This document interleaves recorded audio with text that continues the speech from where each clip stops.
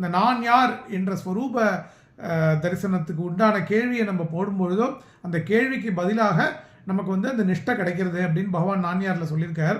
So பகவான் வந்து எப்பவுமே அப்படியே ஸ்டில்லாக தான் இருக்கார். நம்ம தான் போய் நம்மளோட அட்டென்ஷனை பகவான்கிட்ட கொடுக்கும் பொழுதோ த கிரேஸ் வந்து ரெசிப்ரோகேட் ஆகுது அப்படின்னு சொல்லி நான் வந்து நினச்சிட்டேன்.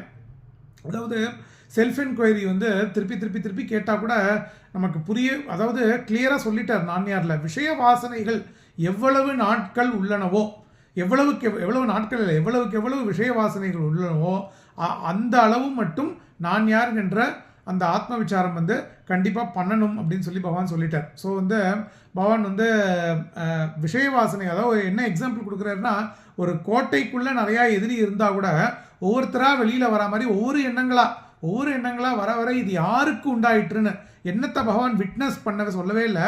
இது யாருக்கு உண்டாயிற்றுன்னு பாருப்பா அப்படின்னு சொல்லி சொல்கிறார். அப்போ எனக்கு உண்டாயிற்றுங்கும் பொழுது என்னோட ஸ்வரூபம் என்னன்னு நான்கிற உள்ளுணர்வுக்குள்ளே போக சொல்கிறார் பகவான். அப்படி உள்ளே போகும்போது ஸ்வரூப தரிசனம் உண்டாகும், அந்த எண்ணமும் அடங்கிவிடும் அப்படின்னு சொல்லி பகவான் அழகாக நான்யாரில் சொல்லி கொடுத்துருக்கார். அதை தவிர நமக்கு வந்து வேறு கதியே கிடையாது. இப்போ அந்த பர்த்டே இதில் வந்து ரேண்டமாக உபதேச உந்தியார்லேருந்து கொஞ்சம், நம்மளுடைய அருணாச்சல அக்ஷர மணமாலையிலேருந்து கொஞ்சம் பார்த்துட்டு பூர்த்தி பண்ணிக்கலாம்.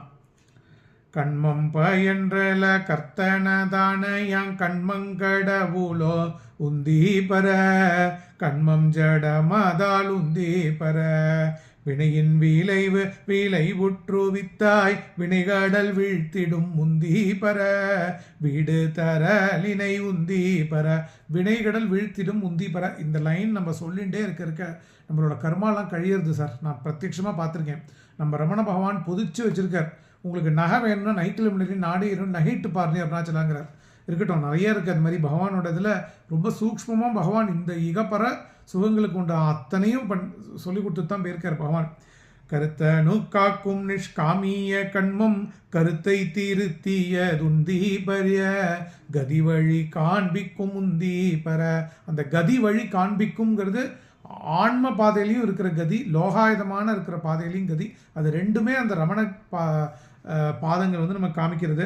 திடமீது பூசை ஜபமும் தியானம் உடல்வாக்கூல தொழில் பர உயர்வாகும் ஒன்றிலொன்றுந்தி பர எண்ணூறு யாவும் இறையூருவாமென எண்ணி வழிபட